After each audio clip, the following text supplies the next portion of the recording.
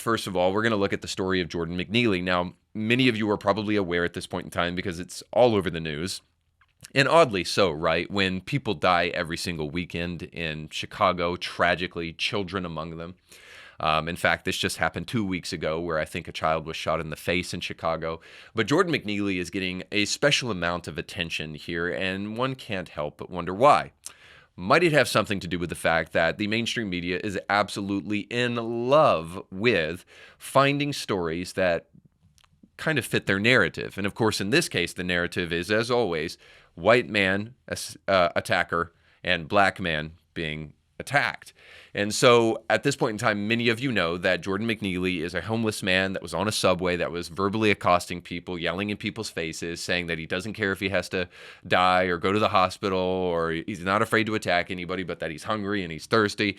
And he was accosting people until a young man took matters into his own hand, and he restrained Jordan McNeely, putting him in a chokehold, which was not necessarily supposed to really even injure the man or kill him, but to make him pass out. Seems as though the young man doing this was probably trained in jiu-jitsu or something of the like. Needless to say, that took place for about 3 minutes while others were restraining Jordan McNeely. And then after that 3 minutes, the chokehold was released and Jordan McNeely was unconscious. So suffice to say, the media has gotten all their guns out to make sure that they paint the picture, along with protesters in New York City, that this is yet another example of white extremism, maybe neo-Nazism, and racism in America. And the idea at the end of the day, as always with these things, including what takes place with our president when he tells us that people are not getting the fundamental right to vote in places like Atlanta and so on and so forth. As always, the narrative is that we have not progressed since the civil rights movement. In fact, if you were to trust Joe Biden, you should just be quiet, boy. And if you don't vote for him, you're not black. If you have a problem figuring out whether you're for me or Trump, then you ain't black. And that right now we're in the Jim Crow era and nothing has changed probably since slavery. Jim Eagle. So needless to say, all of that is total nonsense because we've definitely progressed in all of those areas. Do we need help? Sure. But are we living in the days of lynching and in the days of Jim Crow? Nobody in their right mind would actually suggest such a thing unless you're in it for political gain. So suffice to say, what's been going on since then is an incredible amount of protests and demonstrations to try to find justice for Jordan McNeely. Now, a couple of things I might need to add before we jump into what those protests look like. You should know that Jordan McNeely was not just accosting and yelling at people. You might be accustomed to that in your own home, depending upon what time of the month your wife may be expressing her feelings toward you. It wasn't just that. You should also know that Jordan McNeely has a record of about over 40 assault charges, including crushing the orbital bone in an elderly woman and trying to push people in front of subway cars as they were coming through. So needless to say, Jordan McNeely was an unhinged, deranged, homeless man that had mental illness that desperately needed the help of New York City and never got it. It's interesting to me that protesters who hit the subway were totally unconcerned about these mentally ill people who are living in hell every single day of their lives and never get concerned for them until they can get the kind of media coverage that you can see here. Now, with all the shouting, you probably don't know exactly what's going on, but people are saying, say his name, and no justice, no peace, which, of course, is the rally cry of Antifa these days, which means that we will not let you sleep in peace, that we will attack you back unless you do what we want. And it's an explicit threat here. Now, some may say, well, really what they mean, Reed, is that you'll just have to keep on hearing our voice and we'll inconvenience you, make it so that you can't go to work. We'll stand in the way of these subway cars and all the like. But color me a little skeptical that I think actually what they mean is that there will be counter violence. Picture and put it up on the precinct. Talk about it.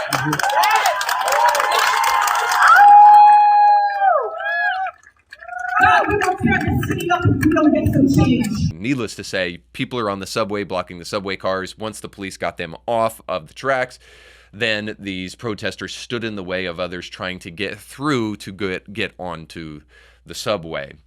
Now, there's a lot of people that are saying that what actually took place with this Jordan McNeely death is that the individual who choked this man was merely defending himself. I don't know that that's really the case. I don't know that the level of aggression was commensurate with the threat that Jordan McNeely posed.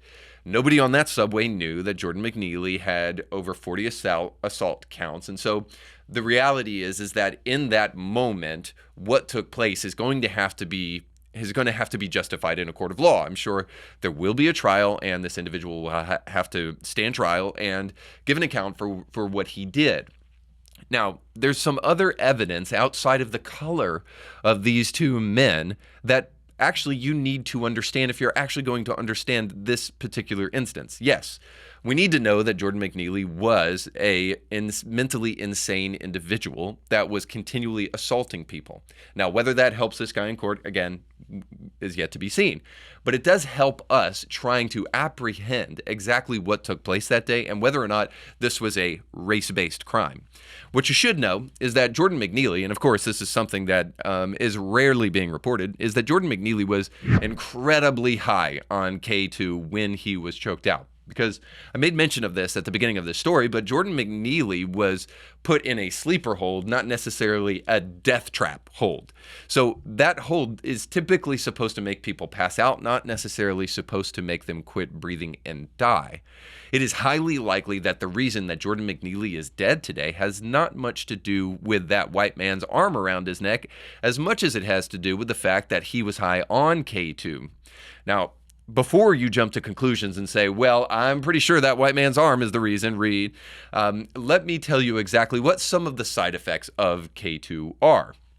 Now, as I pull this up on the screen, and you'll see it there, you should also know that KT2 is a synthetic cannabis. And if you look down on this Behavioral Health Systems article about the effects of this synthetic marijuana, you'll see this. And it says, due to the fact that the drug is fairly new in the prominence of its circulation and use, the DEA is reportedly still studying its long-term effects. That's at least to say troubling. However, it gets more troubling. The most devastating effect of synthetic marijuana is sudden and untimely diarrhea, balding, spontaneous combustion? No. Sudden and untimely death. Well, that's odd, isn't it? Now, I know some of you stoners are going to get up in arms with me right now, so before you pack another bowl, take the glass bong, set it on the table, push the Cool Ranch Doritos away for just 3 seconds, and hear me out.